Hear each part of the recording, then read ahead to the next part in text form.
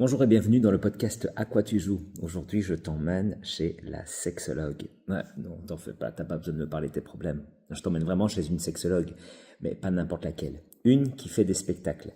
Sylvie Loumet. Retiens bien son prénom. Elle a créé un spectacle qui s'appelle Rendez-vous chez ma sexologue. Un spectacle où on parle justement de nos petits secrets, des choses qui se passent dans le cabinet d'une sexologue, avec un appui toujours théorique grâce à l'idée de mêler le théâtre à la conférence.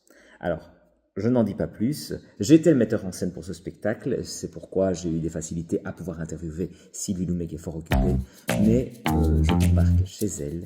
C'est parti. Je suis avec Sylvie Loumet, on dit bien Loumet, pas Loumaï, hein. Oui, Loumet, on peut dire Loumet. qui est sexologue et qui a aussi fait un spectacle qui s'appelle...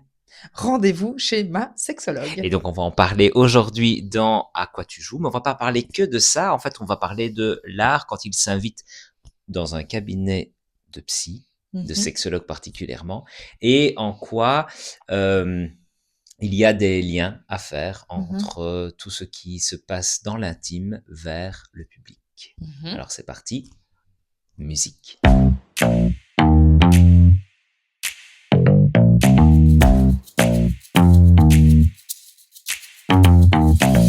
Alors, Sylvie, est-ce que tu peux te présenter en quelques mots? Oui, donc je suis psychologue à la base, sexologue dans un deuxième temps. 10 ans après, je suis retournée à Louvain-la-Neuve pour faire un certificat en sexologie. Puis je me suis spécialisée dans le traitement des traumatismes. Et pour ce faire, j'ai fait une formation en hypnose conversationnelle et en EMDR. Donc, ce D'accord. sont différents outils que je peux mettre au service de la psychologie et de la sexologie. C'est quoi le MDR? Alors, le MDR, c'est une technique de désensibilisation émotionnelle par mouvement oculaire bilatéral. Et ça permet en fait, lorsqu'un événement est bloqué vraiment dans le système limbique, pour le faire simple, on va faire un traitement où la personne va penser à d'autres idées et de séquence en séquence, elle va revenir sur des pensées plus positives et donc arriver à une pensée qui permet une pensée moins bloquante pour vivre, donc une pensée plus positive. Et là, du coup, l'événement va pouvoir être réintégré dans la mémoire autobiographique comme un événement négatif, mais qui n'est plus un trauma qui bloque. Je me rends compte que je dis des choses Non, assez c'est très clair pour abstraites. l'instant, c'est très D'accord. clair. Ok. Non, c'est plutôt clair. Ça va. Qu'est-ce qui te paraissait abstrait? Peut-être que justement, je j'ai pas le regard sur ce que les auditeurs pourraient penser. Ce qui me paraît abstrait, c'est le côté un peu magique. On se dit: «Oh là là, est-ce que c'est bien scientifique ce truc?» Et je peux vous assurer que plein d'études ont prouvé le côté scientifique. Ça s'explique en fait, ça s'explique, scientifiquement. C'est très efficace. Ok, Ça fonctionne souvent quand il y a un bon contact, une bonne confiance, une bonne alliance thérapeutique, que le patient y va, joue le jeu, c'est extraordinaire. Parfois, 1 ou 2 séances suffisent à débloquer un trauma, surtout un trauma simple. mhm, d'accord. Pas un trauma 2 séances, c'est pas un trauma complexe, avec voilà, qui aurait duré des années dans la petite enfance, quoi. Un trauma simple, c'est quoi un trauma simple? Finalement, eh bien, c'est un éclair dans un ciel bleu. D'accord. Quelqu'un qui va globalement bien, qui a une vie globalement bien, et tout d'un coup, il se passe l'événement traumatique. Et alors là, ça marche super bien. Soit un trauma simple. Donc on voit que tu es quand même vachement multipassionné par ton... Tu es multipassionné, pardon, je le sais. Tu es passionné par ton métier, tu l'expliques super bien, je trouve. Et tu as eu cette idée folle, à un moment donné, de passer cette passion de ce cabinet cosy à la grande salle de théâtre. Et comment est venue cette idée? Et j'ai une autre question, j'aimerais bien que tu la fasses passer avant. Oui. C'est d'abord d'expliquer ce que c'est rendez-vous chez ma sexologue. Et puis ensuite, comment cette idée, elle est venue. Rendez-vous chez ma sexologue, c'est un concept mixte entre une conférence dynamique, et je fais beaucoup de conférences dynamiques. Donc, c'est quoi une conférence dynamique? Simplement, c'est une conférence où on ne s'ennuie pas et où on sort avec des outils concrets. Donc, c'est un mixte entre une conférence un peu ex cathedra, mais très accessible, et des illustrations de vignettes cliniques. En l'occurrence ici, plusieurs personnages qui viennent dans le cabinet d'une sexologue avec une personnalité spécifique et déposer une ou plusieurs problématiques devant la sexologue. C'est un très bon pitch. Merci, Salma. Garde-le pour, Il est faire ma pub. enregistré. Oui. Il est enregistré sur 3 caméras, donc on va D'accord. s'en sortir. Ouais. Et alors, du coup, comment est venue cette idée? Alors, cette idée, elle est venue parce qu'il y a quelques années déjà, en 2019, j'avais envie de proposer quelque chose de différent au public. Et j'avais envie de proposer un regard croisé entre deux sexologues de genres, de cultures et de générations différentes. Et tout était programmé, tout était écrit, tout était fait. Lorsque, en mars 2020, confinement, Covid. Je reprogramme tout, courageusement, octobre 2020. Deuxième confinement. Et là, j'avoue, j'ai pas relancé. J'ai remboursé tout le monde et j'ai pas relancé. D'ailleurs, le restaurant où ça devait avoir lieu a fait faillite. Et oui, Merde. c'est à Bruxelles, enfin bref. Et donc, ce projet n'ayant pas pu se réaliser, il m'est resté ce petit goût de trop peu. Mais ça a cheminé. Et puis, un jour, j'ai été voir le One Woman Show avec Anne Huttens, qui terminait par un chapitre sur la sexualité. Et je me suis dit, mais Anne, en fait, c'est la nana qui est à l'aise avec la sexualité, puisqu'elle est aussi démonstratrice d'objets intimes, et qui incarne bien les personnages, a une profondeur émotionnelle, elle est convaincante.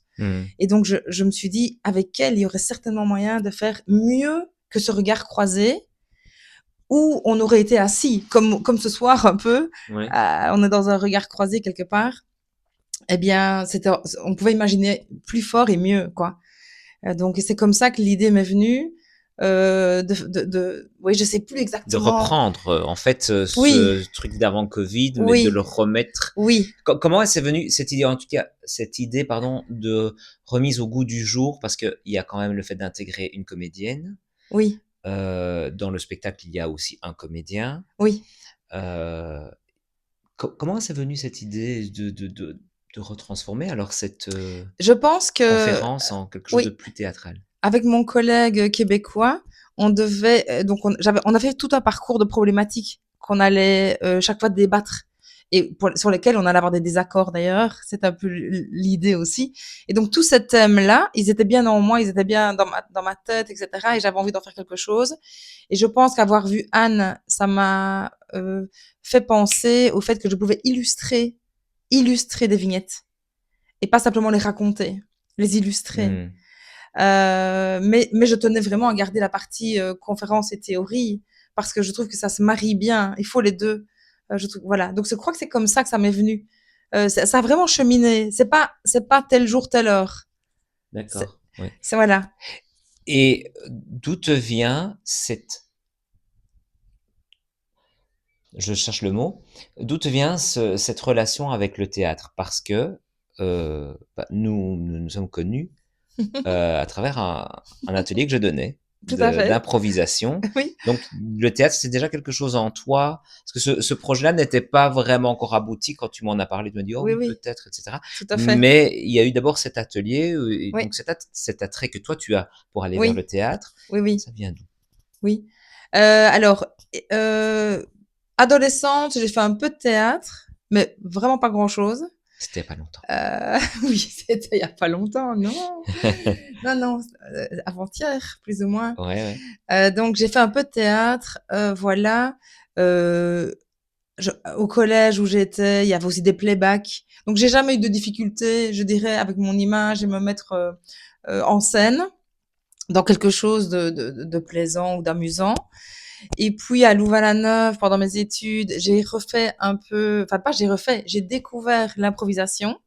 Je participais, enfin comme spectatrice, j'allais voir les spectacles d'improvisation. Je trouvais que c'était une émotion incroyable, avec les savates qu'on lançait, etc. sur les jouteurs. J'ai toujours eu une grande admiration pour les jouteurs, comme on dit, parce que c'est pas facile d'improviser. Je trouve que c'est vraiment un exercice très compliqué. Donc voilà, j'ai toujours de temps en temps, je vais encore voir un match. Et puis alors, j'ai vu passer cet atelier que tu animais, le village à côté, et j'étais libre ce samedi-là et je me suis dit, j'y vais. Et j'ai passé une excellente journée d'ailleurs. Mhm. Et donc, voilà, la suite, tu la connais. Je t'ai sollicité en demandant si tu pensais que ce serait possible de donner ton input dans ce projet, Mhm. comme tu dis, un peu fou. Et du coup, l'idée de passer de la conférence au théâtre, pour toi, ça permet quoi? En tant que conférencière, surtout. Je pense que c'est plus captivant, c'est plus amusant, c'est plus émotionnant, c'est plus clair. Voilà, je pense que ça. Je sais pas si je réponds tout à fait à la question, mais quand on est dans la conférence, même si je donne des exemples cliniques, j'en donne beaucoup des exemples cliniques en conférence, évidemment anonymisé. Oh zut, Anonymiquement. je la refais. Anonymisé aussi, anonymisé, oui, ça va, oui, Anonymisé, oui, oui, oui. c'est bien le, Bah, ça ça, semble ça, être correct en tant ça tombe sous le qu'adjectif, sens. non pas un adverbe. Oui, tu vas peut-être couper, mais du coup, je la refais. En conférence, je donne évidemment beaucoup d'exemples cliniques issus de ma pratique, mais je pense que permettre aux spectateurs de voir comment une thérapie se passe et ce qu'on y dépose et comment on travaille, c'était un autre exercice qui m'a vraiment, voilà, ça, j'ai eu envie de ça. Donc, oui, c'est vrai que tu as expliqué le pitch du spectacle, Oui, mais donc on a 5 personnages, mais pour le spectateur, euh, c'est plus vivant, c'est ce que tu viens de oui, dire, c'est plus euh, illustré. J'ai bien aimé quand tu as dit le mot illustré tout à l'heure en parlant de ce oui. rapport au théâtre. Mhm. Parce que j'aime beaucoup, moi, cette notion dans ton projet de, de passer la porte de la sexologue. J'ai l'impression que ça aide quand même à se dire ah oui d'accord Mm. c'est pas la sexologie n'est pas le sexe. Ah Euh, oui, certainement. voilà. Oui, ça démystifie. Ça démystifie ce que c'est la sexologie. Ça démystifie la sexualité aussi, mais Mhm. ça démystifie la démarche sexologique et la thérapie sexologique. Est-ce que tu peux présenter tes 5 personnages dans leurs problématiques pour voir un peu le kaléidoscope de ce que ça Oui, représente d'être un rendez-vous chez ma oui, sexologue en tant que spectateur. oui. Je vais le faire tout de suite et je voudrais juste repréciser une chose si je peux, parce que ça me Oui, traverse maintenant. très bien. C'est l'idée qu'il faut savoir que pour aller en sexothérapie, c'est en moyenne 6 ans d'attente. La personne, Et tu le dis en oui, je spectacle. le dis dans le spectacle, oui, je le dis dans le spectacle. Donc c'est 6 ans d'attente entre le début du problème sexuel, ce qu'on appelle le symptôme, entre l'apparition du symptôme et le moment où on passe la porte du sexologue, il y a 6 ans en général qui se sont écoulés. Et c'est quelque chose que je vérifie chaque fois. Vraiment. Vraiment, on est souvent, parfois c'est 8, parfois c'est 4, mais on est souvent dans cette fourchette-là. Parce que c'est une démarche qui est très compliquée, parce que on ne fait pas l'amour tous les jours, donc s'il y a un problème sexuel, ben on ne le vit pas tous les jours non plus, parce qu'on se dit qu'il va s'arranger spontanément, parce qu'on se demande si partenaire il y a, si le ou la partenaire l'a remarqué aussi, Mhm. parce qu'on cherche un bouquin, on regarde sur internet, on met la tête dans le sable ou que sais-je, ou on pense qu'il n'y aura pas de solution, qu'on est le seul au monde à vivre ça, que sais-je, plein de fausses croyances qui accompagnent les troubles sexuels. Et donc voilà, quand les gens arrivent, je prends un grand soin de les accueillir parce qu'ils ont fait une démarche déjà compliquée. Très bien. Ça, c'était un. Alors, pour répondre à ta question, 5 personnages très différents. La première, elle a vécu un cancer du sein.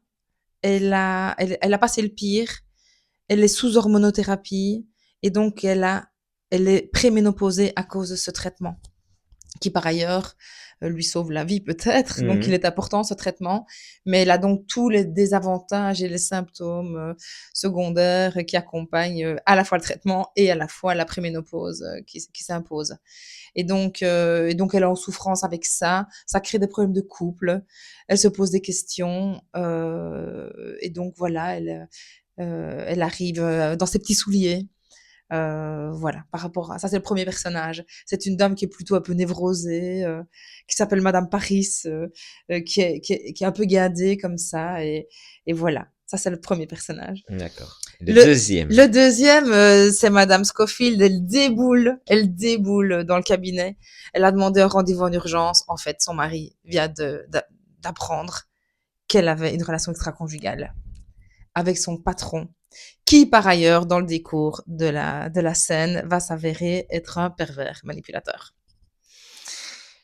Ok, et le troisième personnage. Le troisième Notre personnage, c'est notre monsieur Shomi. Alors lui, il arrive aussi un petit peu poussé dans le dos. C'est lui qui a fait 6 ans avant d'y aller. Oh oui, Minimum. oui, effectivement, on pourrait l'imaginer. Mais là, il arrive vraiment parce qu'il a la pression de sa femme qui a fait une thérapie, qui estime qu'elle a fait sa part. Et c'est le psy de madame qui a donné le nom de la sexologue. Et c'est presque une injonction. Va chez la sexologue parce qu'elle attend qu'il se recycle sexuellement. Elle ne veut plus de cette façon d'aborder la sexualité. Et elle a donné une lettre à son mari pour la sexologue. Et donc, la scénette, c'est la lecture de cette lettre où Monsieur Shomi réagit, la sexologue aussi, etc. Et on voit tout ce qui déplaît finalement. Ça permet en fait de déposer différentes problématiques. En l'occurrence ici, les troubles érectiles chez monsieur et les troubles du désir chez madame. Et plein de solutions, bien entendu. Et donc, à chaque fois, les scénettes sont terminées, clôturées, genre accompagnées. Mieux. Oui. Accompagnées par ton éclairage oui. de sexologue en tant que conférencière à ce moment-là, avec un éclairage vraiment scientifique. C'est ça. C'est quelques minutes entre chaque scénette. Donc, je dirais que ça prend 1/3 du contenu, alors que les scénettes en prennent 2/3, globalement, qui est son timing. Mais c'était important de ne pas laisser les gens dans le questionnement. C'était important Parce de leur dire. Parce qu'il leur arrive quand même des choses importantes. On n'a pas encore parlé du quatrième personnage, mais j'y pensais en disant les scénettes ne s'enchaînent pas en mode c'est un spectacle. Il y a quand même ce côté conférence que tu amènes. Et qui me semble important parce que tu parles de troubles érectiles pour les hommes, c'est super important. Oui, mais oui, je veux bien croire. Il paraît que c'est un compagnon de vie, le pénis. oui, c'est un deuxième personnage. non, par contre. Qui évolue malgré lui. Qui nous laisse peut-être à un moment donné. Je ne parle pas de moi. Hein, non, bien sûr, pas toi, ça ne va pas toi. Tous les autres, mais pas toi. Tous les autres hommes, mais pas moi. Non, c'est ça. Et donc, notre quatrième personnage, justement, et c'est là où c'est très important aussi, même pour la personne qui a le cancer, pardon. Oui, bien sûr. Pour tous les personnages que tu as créés, c'est très important d'avoir un conseil. Oui. Et donc, notre quatrième personnage. Alors, le quatrième personnage, c'est Amandine, qui a malheureusement été agressée sexuellement dans son enfance par ce qu'on devine être un beau-père. Et donc, elle a eu un cauchemar de plus. Et ce jour-là, elle se décide à l'expliquer à la sexologue et elle dépose le paquet. Et à ce moment-là, lui vient aussi ce qu'on appelle un retour du refoulé, un souvenir qui revient à la mémoire, qui avait été bien enfoui, bien sûr, et qui concerne la réaction. C'est ça, un retour de refoulé, pardon. Okay. C'est ça. Un retour du refoulé, c'est un mécanisme de défense qui a été mis en place de façon tout à fait inconsciente et automatique chez la personne victime et qui permet, pour continuer à vivre malgré l'horreur. Et donc, on le met dans une caisse fermée à triple tour. Et on fonctionne avec ça. Parfois, ça transpire un peu, il y a des symptômes, il y a des choses qui paraissent étonnantes, mais qu'on ne sait pas toujours décoder. Et ce jour-là, elle a ce retour du refoulé et elle se rappelle ce jour précis où elle a dit à sa maman « Édouard n'est pas gentil avec moi » et où la mère n'a pas pu entendre. Et donc là, dans cette scénette en particulier, on voit aussi l'enjeu qui se passe, la relation thérapeutique entre la sexologue et la victime, où cette révélation, d'une part, elle est prometteuse parce que la sexologue va lui expliquer tout ce qu'on va pouvoir faire pour travailler ça, nettoyer le traumatisme, aller vers une kiné, parce qu'elle a aussi du vaginisme, cette Amandine. Et donc, on va travailler autour du vaginisme pour que la pénétration devienne confortable, etc. Mais voilà, il y a ce lien qui permet ça. On sent à quel point la qualité du lien compte pour que la personne puisse déposer l'intime de l'intime. Et d'ailleurs, petite info, 70% de la réussite d'une thérapie dépend du lien thérapeutique. Là, sur le coup, on voit la qualité du lien. Par exemple, là, on est un peu dans un transfert maternel, comme on pourrait dire, où la sexologue est la bonne mère, dans le sens où elle est la mère qui a pu entendre celle-ci. Ouais. Si je puis dire. Mais pour tous les personnages, il y a un lien qui est intéressant. Et on est sur des transferts, comme on dit, c'est une notion psychanalytique, mais c'est une notion qui permet de voir un peu comment le lien s'établit en fonction de l'histoire du psy et l'histoire du patient. C'est un peu deux histoires qui se rencontrent, même si elles ne se disent pas complètement. Et donc, c'est la façon dont le patient va pouvoir placer le psy dans son paysage familier.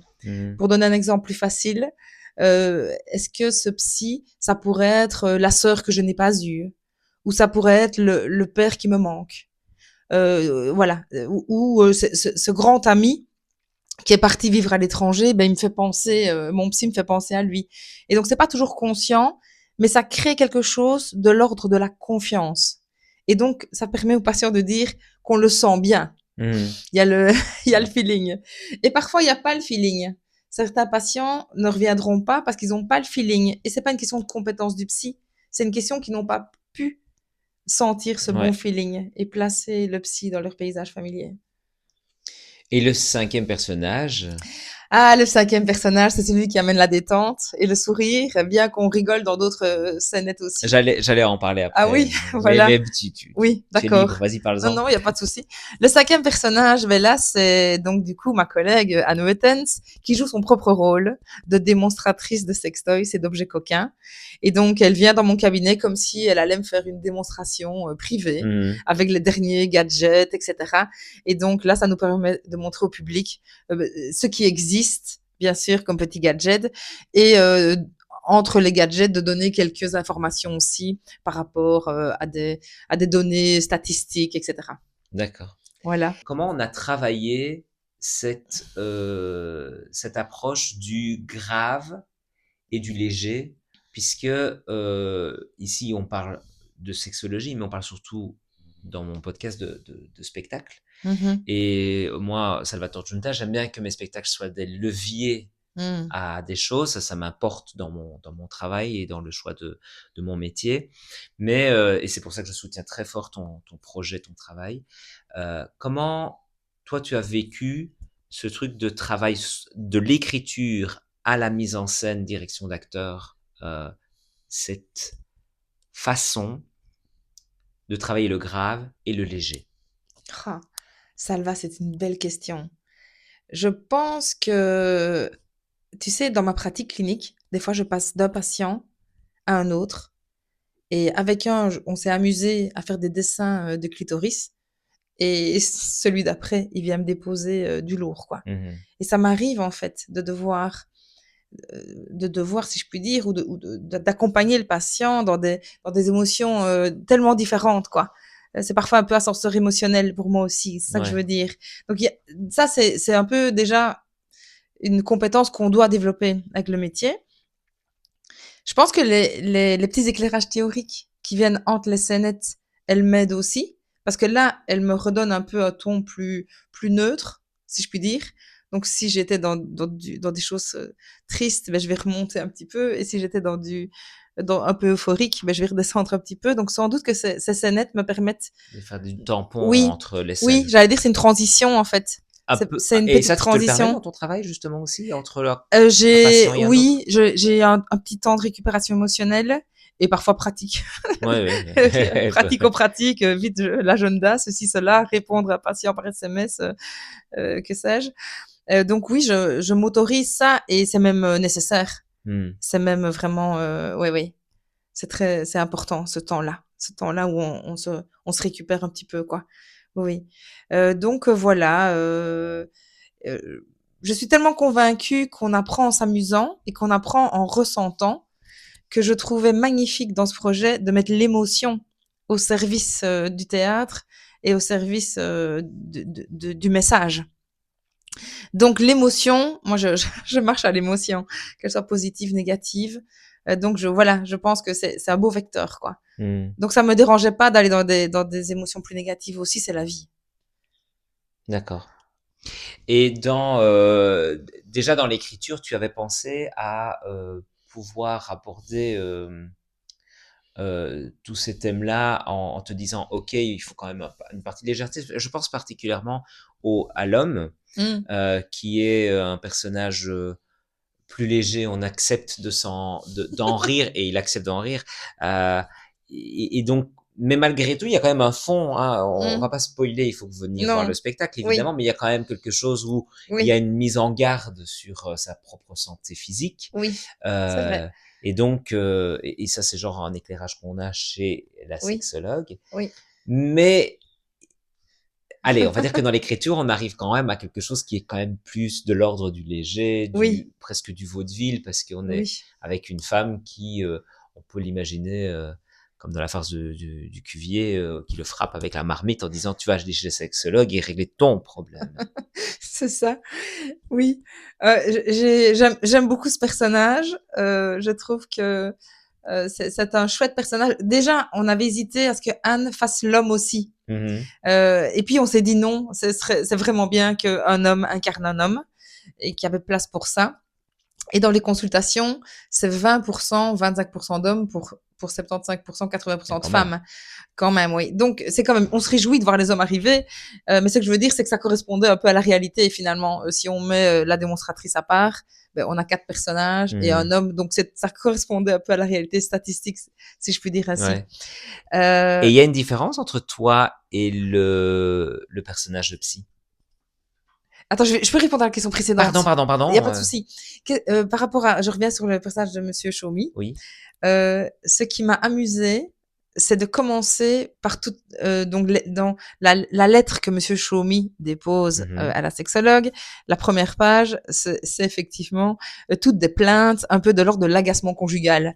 Il gratte dans son nez, il pète au lit, il ne fait pas ceci, il ne fait pas cela. Et ça, je pense que là, on va chercher le public, tout le monde se reconnaît. Il laisse traîner ses chaussures ou ses chaussettes ou que sais-je. Et donc ça, déjà, on attrape le public et on en fait un personnage sympathique jusque-là. On sent qu'il a de la bonne volonté, ce personnage-là. Mhm. Il aime sa femme, il a envie que ça aille mieux. Et puis, il dépose le paquet. Il explique ce qui l'amène profondément et ce qui lui pose problème depuis un certain temps. Mais on ne va pas spolier. Non, non, non, non. Venez voir. Et donc, du coup, ce Oui, personnage de psy, parce que toi, tu dois tenir. oui, Anne peut changer de oui, personnage, enfin, le oui, quatrième étant elle-même. oui, oui, Elle a une pause avec Olivier, mais alors, toi, tu restes la psy. oui.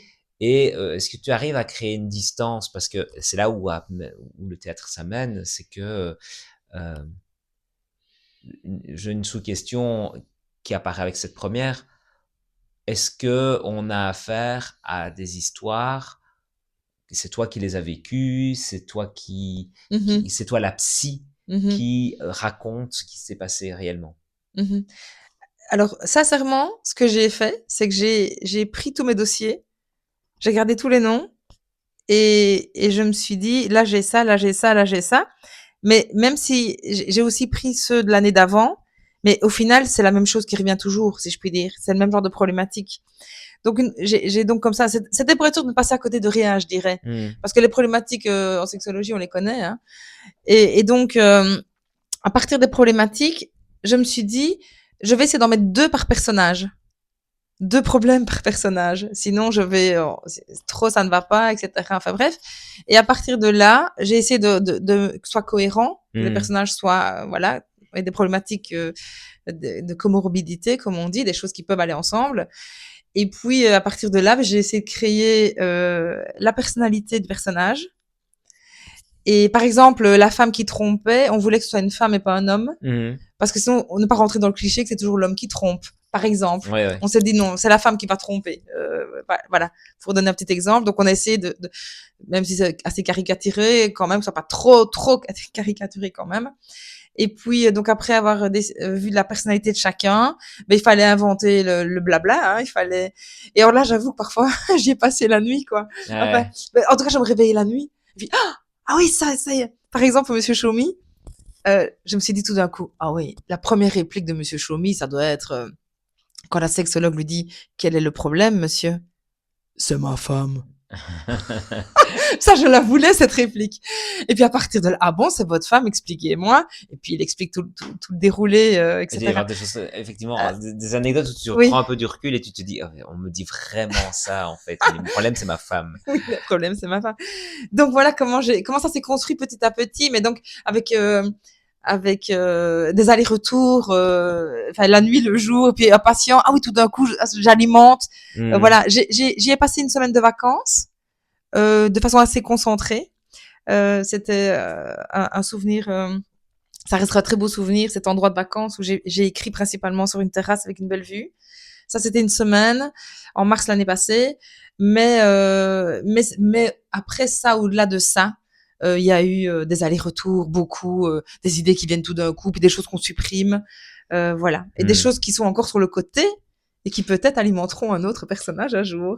Mais là, alors, on va parler du futur, mais là, pour l'instant, tu me parles beaucoup des personnages, mais ma question était vraiment toi Ah oui, en tant pardon. que psy. Oui. Mais non, mais et c'était Oui, très oui. intéressant parce que la construction des personnages, oui. l'écriture de ces Oui. personnages, Oui, oui. c'est quelque chose Oui. qui m'intéresse. Mais alors, au-delà de ça, Oui. parce que tu reprends aussi ton rôle de conférencière, et ça, c'est Oui. toi. Oui, oui. Oui, alors, si tu te souviens, au début, on a pensé que je m'appellerais Madame Roubine. On s'était demandé si j'allais être une autre sexologue que moi, Mhm. avec un autre nom. Et puis finalement, on s'est dit qu'on allait perdre le public et peut-être que j'allais me perdre moi-même. Et finalement, je me rappelle qu'on s'est dit, si tu te souviens, on s'est dit, je vais jouer mon propre rôle, même si je vais pas être exactement moi, parce que je suis sans doute plus spontanée en cabinet quand je travaille devant un seul patient que Mhm. quand je suis devant une salle, voilà. Mais finalement, on a décidé que je resterais moi. Et au niveau du rythme, je dois dire que je le vis comme un petit marathon quand même. Entre le moment où je commence le mot Ouais. d'introduction pour remercier les spectateurs d'être là, de s'être mis au rebord de la fenêtre, de ce vrai faux cabinet de sexothérapie, jusqu'à à la dernière chanson. C'est un petit marathon où je bois vite un verre d'eau avant Amandine. Mais pour le reste, tout s'enchaîne, si je puis dire. Ouais. Tout s'enchaîne, l'alternance. Je passe d'un côté de la scène à l'autre côté, côté court, côté jardin, côté court, côté jardin. Et c'est un beau marathon. Mhm. Et comment est la réception du public? Parce que tu as eu l'occasion de le tester maintenant, je ne me trompe pas, 4 fois, 4 fois? Oui, 3 fois 3 déjà, fois. et il est reprogrammé. Et il est reprogrammé, donc bah, Oui, là, tu peux faire la promo, hein, je veux oui, dire, oui, on oui, nous écoutera en mars, peut-être encore plus tard, mais oui, en attendant, d'abord, comment oui, le public reçoit ça? Parce que là, on a la vision des comédiens, comment oui. ils ont travaillé, mais comment on reçoit un un tel passage? Alors, il faudrait leur demander. Mais tu as eu des retours? Oui, oui, on a eu. Mais déjà, on a été 3 fois sold out. La première fois, on était presque surprise et sans doute qu'on a eu un public plus amical. Mais les 2 fois suivantes, on était vraiment dans du tout public. Et avoir la chaleur des applaudissements et les sourires, je pense que ça a vraiment plu. Et c'est vrai que tous les feedbacks, on les a eus. Je pense que les gens nous ont dit c'est original. C'est un concept original. On n'avait jamais vu ça. Mmh. Donc il y a ce côté vraiment nouveauté qui plaît. Et puis effectivement, je pense que voir ce qui se passe chez une sexologue, voir les problèmes qu'on y dépose, voir les solutions qu'on y trouve, que c'est pas la mer à boire d'aller Mmh. voir une sexologue. Par exemple, une psychologue sexologue n'est pas médecin, ne consulte pas. N'ausculte pas, pardon, Mmh. je la refais. Une psychologue sexologue n'est pas médecin Ouais, ouais. et n'ausculte pas le patient. On ne touche pas les patients, par Mmh. exemple. On est dans, ben voilà, ici Dans la conversation, ouais. on est dans la conversation uniquement. Jamais, jamais, jamais je ne touche les patients. Donc voilà, on ne se dévoile pas de cette façon-là. Oui, parce que si on fait référence d'ailleurs à un moment donné Oui. dans le spectacle, c'est Monsieur Choumi, je pense. Qui ou Non, non, c'est c'est la Madame première dame, Paris c'est qui Madame pense Paris qu'elle va qui devoir pense qu'elle enlever va... sa veste et puis Voilà, non, on n'est pas chez la gynécologue. voilà, Et moi, je n'ausculte pas. Vous pouvez garder votre tu en veste. parles, oui, c'est vrai. Et alors, Oui, parce que si je peux me permettre ça, là, tu m'y fais penser. Tout ce que je viens de dire est exact, mais je voudrais rajouter que dans les éclairages théoriques, j'injecte aussi des choses par rapport au processus thérapeutique en mhm, lui-même. Au-delà du fond et des thématiques sur la sexo, j'essaye de faire comprendre au public ce que c'est le propre d'une thérapie. mhm, Pourquoi c'est pas la même chose qu'aller manger une pizza avec sa copine? Comment ça fonctionne? D'abord la formation du mhm, psychologue ou du sexologue ici en l'occurrence, et puis comment il travaille, comment il fait que comment on fait pour que ça soit thérapeutique en fait. oui. Voilà, c'est un peu difficile d'expliquer comme ça en quelques minutes, Si, si, mais donc on parler avec injecte. une amie n'est pas la même chose que Oui, de parler à un oui, professionnel. par exemple. C'est vrai que si je parle de mes problèmes de poids à un ami, c'est pas un dermato, voilà, hein, c'est Par très clair, voilà. exemple, par exemple, oui. Mais je n'ai pas de problème de poids non plus, je sais pas si jamais ça Non, c'est intéresse. pas la même chose. Et puis Mais l'ami, il ne dira pas la même chose non plus. Petit exemple, si tu arrives en retard à la pizzeria avec ton ami, il va peut-être te dire ça me saoule que tu sois un peu en retard, tandis que le thérapeute, il va dire je constate que c'est la deuxième fois que vous êtes en retard. Mm. Est-ce que c'est quelque chose qui est récurrent chez vous? Est-ce que ça vous gêne? Mm. Comment fonctionne votre famille? Voulez-vous y travailler? Donc, Mm. le thérapeute, il va utiliser tout ce qu'on appelle le matériau pour pouvoir travailler. Ouais. Donc oui, une thérapie, c'est spécifique et c'est aussi un engagement, je tiens à le dire. Une thérapie, c'est s'engager. C'est s'engager temporellement, financièrement et psychiquement. Et en quoi, pour revenir vraiment sur quelque chose qui est plus théâtral, hein, c'est quel est pour toi le levier que apporte le théâtre avec ce spectacle? L'émotion? L'émotion? Ouais, je pense. Je pense que le levier, c'est l'émotion. C'est l'émotion qu'on suscite qui fait que les gens sont touchés, qui fait qu'ils apprennent quelque chose et qu'ils vont retenir ce qui les aura touchés. Je pense que c'est l'émotion, le levier.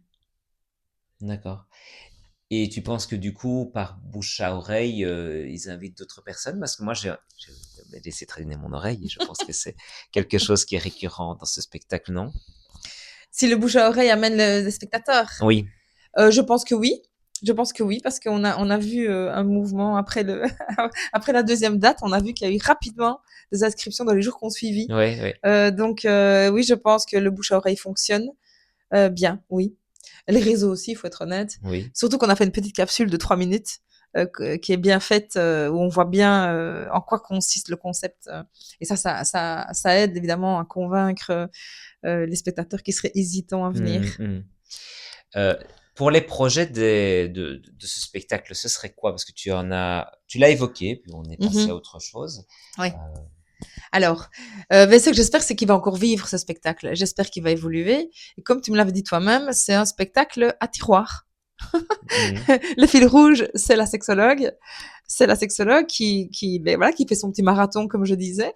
Qui est aussi entre deux positions différentes. Et donc là, on a 5 personnages, mais on peut imaginer, d'ailleurs, c'est sous le coup d'en avoir un 6e un jour. Peut-être qu'à un moment donné, on décidera d'en enlever un autre, parce que ça dépend du public qu'on a.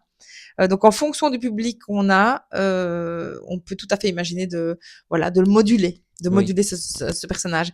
Voilà, à voir, à réfléchir. Et alors, je te mets au piège, parce qu'en fait, on a parlé avant qu'on enregistre, mais je te mets au piège avec, je te demande 3 personnages qu'on pourrait rencontrer dans cette pièce à tiroir.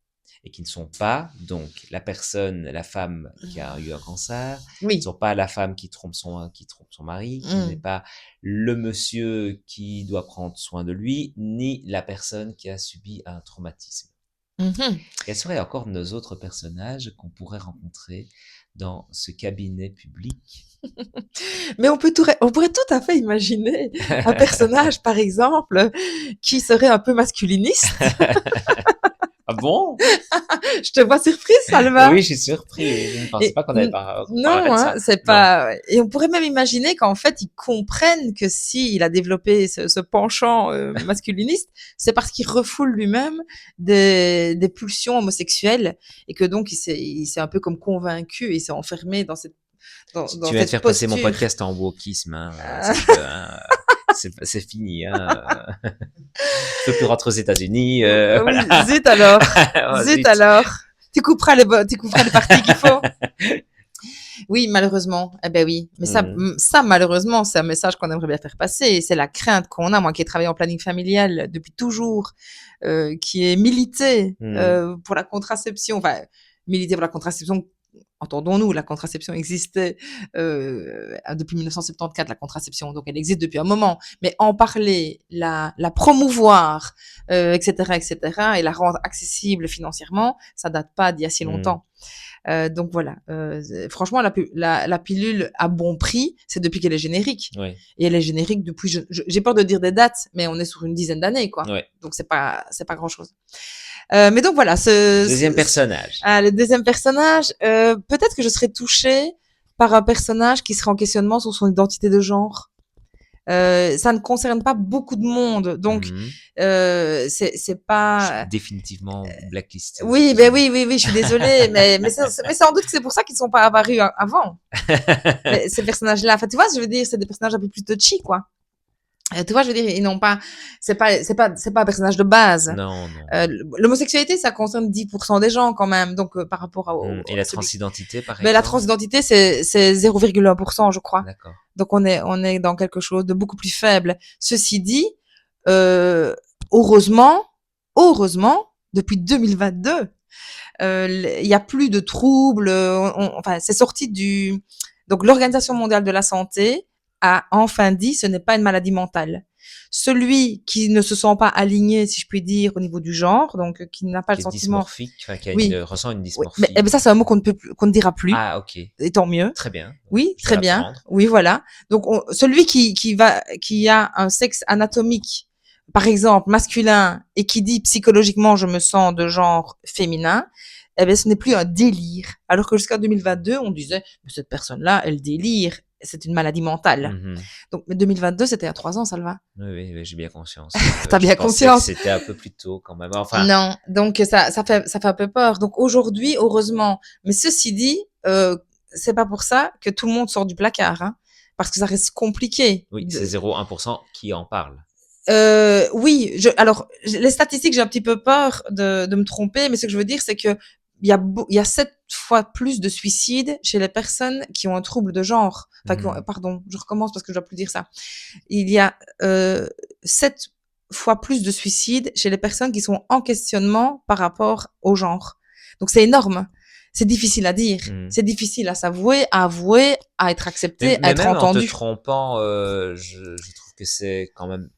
Oui, J'ai envie presque de le laisser pour dire oui, c'est très récent pour vous-même d'être oui, formé sur ce oui, sujet-là. Et oui, donc, même oui, chose, je oui. reviens comme un Non, obsédé sur le côté théâtral, mais non, le non. montrer au théâtre, Oui, c'est aussi concerner les gens. Enfin, je veux dire, moi, oui, c'est ce que je défends oui, dans ton projet, c'est oui, de mettre en scène un spectacle dans lequel on va concerner les gens. oui, Et il y a dans la salle des gens, dans les quatre typologies de oui, personnages que nous avons déjà cités, les oui, principaux, on va dire, nos oui, bases. oui, Euh, il y a, t'as tapé sur quasiment tout le monde. oui, Après, effectivement, c'est un spectacle à tiroir et donc peut-être que je ne suis pas en questionnement de genre, pour pas oui, citer l'autre oui, mot, oui, mais par contre je connais une personne oui, qui peut être en oui, questionnement de genre. oui, Tiens, mais en fait oui, elle traverse ça oui, et donc cette sensibilité dont tu parlais tout à oui, l'heure, ce spectacle a beaucoup de pouvoir. Enfin, j'espère être peut avoir oui, ce pouvoir, ce oui, levier c'est de vrai, questionnement pour c'est dire bah vrai. mon fils, je pense. Oui, S'interroge sur sa sexualité ou oui, ma fille s'interroge sur son identité de genre ou oui, ma cousine éloignée. tout à fait. Et ce n'est pas Oui, un monstre, c'est une oui, personne qui s'interroge. Et oui, donc son cheminement pour tout arriver à chez la fait. sexologue, Oui, euh, il est tel. Je pense que oui, ça peut être un bel oui, éclairage, même si c'est 0,1%. Mais oui. 0,1%, ça ne veut pas dire qu'il ne nous concerne pas, Non, qu'il n'existe non, pas ou qu'on ne peut pas oui, considérer comme quelque tout à chose fait. d'important. Et pour ça, la maison arc-en-ciel j'ai envie de le dire parce que la maison arc-en-ciel est une belle adresse où on peut aller poser. C'est un podcast où tu peux le dire. Je n'ai pas On ne d'inquiétude sera par pas rapport aux blacklisté. États-Unis. S'il me blacklist, je continuerai Oui, à dire ce qu'il faut dire. oui, ben oui, c'est ça, la maison arc-en-ciel, voilà. Welcome Oui. à la maison arc-en-ciel. Et moi, j'ai fait une formation justement par rapport à ça l'année passée et j'y ai rencontré Raphaël qui était dans un Hmm. processus de transition. Et elle m'a d'ailleurs accompagnée une fois à la radio. Donc on peut dire son nom, hein, Raphaël. Oui. Raphaël, oui, je pense bien, parce qu'elle est venue à la radio, elle m'a accompagnée en tant qu'invitée. Je Hmm. l'ai invitée à la radio dans le cadre d'une des chroniques que je faisais sur Première Tendance. Tendance première plutôt. Voilà. Pour Tendance première, Raphaël m'a accompagnée. Et c'est D'accord. chouette parce que je l'ai aidé à pouvoir porter la voix Cool. des minorités.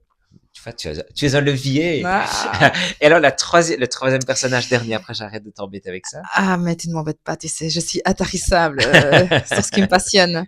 Bah, à mon avis, ce serait un couple.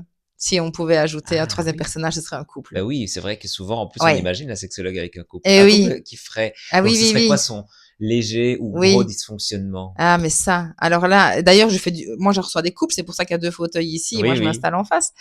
On peut leur mettre tellement de choses. Je crois, la communication, d'abord. La Mhm. communication. Voilà, ça, c'est une des premières choses qui pose souvent problème. On ne se dit pas les choses. La communication intime aussi, bien entendu. Puis, beaucoup de fausses croyances aussi, je pense. Elle ne me dit pas que, il ne me dit pas que. Donc les couples, c'est un défi de vieillir ensemble en fait, hein, d'évoluer ensemble. L'amour c'est facile, le couple c'est du Je ne sais travail. pas s'il écoute mes podcasts. Je ne vais rien dire sur ça. J'ai Non, 14 ans voilà. Donc c'est d'expérience. d'expérience, mais oui, mais voilà.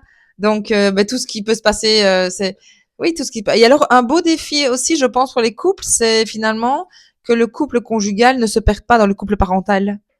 Parce que parfois, quand on devient parent, Ça, c'est intéressant, ça. oui, Ah, parce que moi, j'en connais beaucoup. ah ben oui, oui, oui. Et c'est pas rien en fait. Le couple Non, non. parental, parfois, il est tellement sollicité, tellement à l'avant-plan, etc., que le couple conjugal se perd derrière. Et, oui, et ça, je pense, ça pourrait... Ah oui. Ça te Oui, plaît oui, oui. ça? Ah bah Eh ben, tout oui, le monde ça est me parent en parle. plus, ça parle à tout le Mais monde. je ne suis pas parent du tout, mais je Non, connais mais tellement de personnes autour de moi oui, qui ont ça oui, et même oui, la question de la parentalité avant, pendant, après, elle est oui, parce que quand tu laisses les enfants partir, oui, oui, oui. Le ça syndrome du nid vide, par voilà, exemple. je ne savais pas que ça, non. Oui. Syndrome des nids vides, le syndrome de mon enfance et tout et ma vie de Ah couple n'a oui. plus L'enfant d'importance. roi, l'enfant tyran, tout ça. Et veux-tu un enfant? Non, pas spécialement. Ah, quoi? Oui, Le syndrome oui, du hein, quoi? oui, oui, oui. La question de la parentalité, la gestion de la parentalité, l'évolution. Mmh. Puis à l'adolescence, c'est souvent, c'est pas souvent, enfin c'est souvent un cap aussi pour les parents Mmh. face au tsunami hormonal et autres des enfants. Quelque chose qui apparaît aussi maintenant, bon forcément, c'est les couples, les familles recomposées, le défi des familles recomposées, et aussi maintenant l'autonomisation est difficile, donc c'est un peu le phénomène Tanguy. Mmh. L'autonomisation est difficile, avoir un premier boulot, un premier salaire, Mmh. et donc pouvoir payer un premier loyer, et donc on reste plus longtemps chez papa et maman. Et à ce moment-là, il y a toute la question aussi de la sexualité sous le toit parental, la question de faire vivre éventuellement, que le couple vive Mmh. chez les parents. Il y a Ouais, toute cette ouais, je vois question-là bien, ouais. aussi Ce qui apparaît aussi. Donc c'est vrai qu'il y a des questionnements qu'on avait moins il y a 20 ans ou il y a 15 ans. mais moi, je trouve que ton spectacle est intarissable, Oui, en vrai, parce qu'il y a autant de scènes qu'on peut faire que de cas. Et juste pour m'amuser, moi, j'ai envie de t'en bazarder plein. de m'en bazarder plein. Je t'en bazarde? Vas-y. Alors, je pense, par exemple, on l'avait évoqué, les Oui. personnes handicapées physiques, Ah oui. la relation avec une Oui, personne avec un handicap physique ou oui, peut-être un handicap oui, mental, si ça se oui, psychique. oui. Je pense pas qu'on dit Oui, oui, on mental, peut dire les deux. on peut dire les deux. C'est pas la même réalité, mais Hmm. les deux méritent une sexualité. Les deux méritent une sexualité. Je pensais notamment à bah, la parentalité homosexuelle. Oui, Hein, on va plus loin. oui, Je pensais à la prostitution. oui. Euh, La prostitution, ça me parle aussi. Et je crains qu'on va avoir des nouvelles problématiques liées à ça. Parce que je crains, enfin bon, ça c'est entre nous, je crois que c'est entre nous, mais la précarité qui ah s'annonce, oui, oui, oui, je oui, pense oui. qu'elle va ramener des comportements à Oui. nouveau. Et je Je pense le autant crains. hommes que femmes. Moi, je pense aux deux aussi. Hein, Je pense aux je deux pense que c'est aussi. les deux Ouais. qui trouvent cette solution. Oui, Euh, oui, je pense par exemple bah justement où tu parlais du jeune couple, oui, oui, de la oui, parentalité en jeune couple. oui. Euh, Il y a la grossesse pour autrui aussi, dans la question de la parentalité chez l'homosexuel, dans l'homosexualité, dans le cadre de couples ou dans homosexuels. la personne infertile aussi. Les personnes infertiles, oui, tout ce qui est don de sperme, don d'ovocytes, Mhm. qui est le père biologique, qui est le père de cœur, Le qui est le droit à la père tout court. reconstruction après le deuil. Oui. La reconstruction, tu veux dire Ben, quoi? je pense peut-être on peut s'interdire de revivre une expérience après un deuil parce qu'on voue fidélité ou on a Ah oui, une c'est ça. moralité Oui, ou on culpabilise, enfin oui, peu c'est importe ça. les raisons pour lesquelles Oui, oui, on n'a pas encore prêt de passer à, oui, oui, mais on a envie, malgré tout, on oui, a un corps oui, qui, est-ce qu'on peut soi-même se toucher, est-ce qu'on peut oui, toucher quelqu'un d'autre oui, et oui, oui, ressentir du plaisir, est-ce que c'est possible oui, après le deuil? oui. Alors évidemment, tout ça, ça fait pas des sujets rigolos, mais je pense qu'il y a moyen de. Euh, euh, ce qui est important ça devient un podcast de psychanalyse, mais Why not? mais why not? Ce qui est important dans tout ça, c'est que chez le sexologue, il y a la sexualité. Quand le spectateur vient voir un spectacle sur la sexualité, c'est la pulsion de vie qui porte et non Mmh. pas la pulsion de mort. Oui, oui, oui. Et donc, même si on parle, je pense, de deuil, il y a vrai moyen de dire, mais surtout, c'est ce on va construire après. Et Mmh. quand est-ce qu'on peut se permettre, même pour la personne qui a eu le trauma ou même pour Mmh. la personne qui a eu le cancer, Mmh. c'est cette pulsion de vie, qu'est-ce qu'elle reconstruit Mmh. après? Et ça peut être un beau message de ce spectacle. Oui. Oui, et tu me lances une perche, j'ai envie de dire que, ce qui est magnifique en sexothérapie par rapport à des thérapies plus classiques, et c'est ce que j'adore dans cette partie de mon métier, c'est qu'il y a toujours des solutions en sexothérapie. Je ne dis pas des solutions idéales, j'ai pas de baguette Mhm. magique, mais il y a toujours des solutions, des alternatives, des arrangements, des aménagements. Dès lors qu'il y a de la bonne volonté, qu'il y a de la communication au niveau du couple, quand couple il y a, et cetera, il y a vraiment toujours des solutions, donc il y a toujours de l'espoir. Ben voilà, je pense que c'est plutôt un truc positif sur lequel on pourrait terminer. OK. Et je sais pas ce que tu en penses. Est-ce que tu avais des choses? D'abord, il y a la légère promo, mais donc le podcast sera au mois de mars. Mais est-ce qu'il y avait des choses, ne serait-ce que sur le sujet, que tu te dis, tiens, Salvatore, j'aurais vraiment voulu l'aborder dans ton podcast. Ça me semble important, que ce soit pour le spectacle ou pour la sexothérapie. Tu as déjà dit, venez en sexothérapie. N'attendez pas 6 ans. Mais est-ce que tu Oui. as d'autres messages à faire passer? On pourrait dire avec un petit clin d'œil qu'il y a pas besoin d'avoir un problème pour venir au spectacle. Voilà. En sexothérapie, c'est mieux d'avoir un problème pour passer la porte, hein, parce que j'ai pas de patients étonnamment qui prennent rendez-vous juste pour me dire tout va bien. Donc en général, forcément, le problème, c'est-à-dire la souffrance, motive la demande. Mhm. C'est logique. Mais par contre, le spectacle, non, il n'y a pas besoin d'avoir un problème pour venir voir le spectacle. Je pense même que la plupart des gens sont justement dans une curiosité, vouloir apprendre, et que finalement, c'est un peu pédagogique, Mhm. si je puis dire, et finalement, ce serait même d'intérêt public de voir ce spectacle. Donc voilà, ça pourrait être ça le mot de la fin. Oui, ok, très bien. Et on Merci. peut te retrouver sur un site. Oui, alors, il y a mon site sylvieloumet.be. Je fonctionne la promo, c'est surtout par le Facebook. Mhm. Et Mais vous alors, pouvez passer par mon site pour la promo parce que je le fais. oui, Voilà, au cas où. oui, donc ton site, ça le va? Oui, en tout cas pour ce qui est spectacle, mais pour ce qui est Oui. sexologie, ce n'est pas moi, hein. Non? Mais pour ce qui est spectacle, vous pouvez passer par Oui, www.salva-comedia.be. Je relis l'information de tes projets de spectacle puisque, oui, voilà, en tant que metteur en scène. bien sûr. Et pour ce qui est peut-être, si vous voulez passer la porte chez Sylvie, ce Oui. sera donc sur quel site? Sylvieloumet.be, Voilà. tout Loumet, tu peux simplement. dire comment ça s'écrit parce que je L l'écrirai, mais Loumaye.be. ok. C'est là qu'on te rejoint. Sylvieloumet.be. Là, Parfait. voilà, vous trouvez toutes les infos si vous voulez passer la porte. Ça va, parfait. Merci beaucoup d'avoir Merci à accepté le toi, Salva, et rendez-vous. merci pour tout ce que tu as injecté dans ce spectacle et dans ce projet complètement fou. Ok, bah avec plaisir et tu sais très bien ce que j'en Ah, pense. c'est Voilà. gentil. Gros Moi bisous, hein. aussi. Bisous à toi. Voilà, c'est fini pour ce podcast. Si ce podcast t'a plu, n'hésite pas à en parler autour de toi, à noter 5 étoiles, à mettre un commentaire et pourquoi pas à m'écrire. On se retrouve sur tous les réseaux sociaux et n'oublie pas que jouer, c'est sérieux. Alors, à bientôt.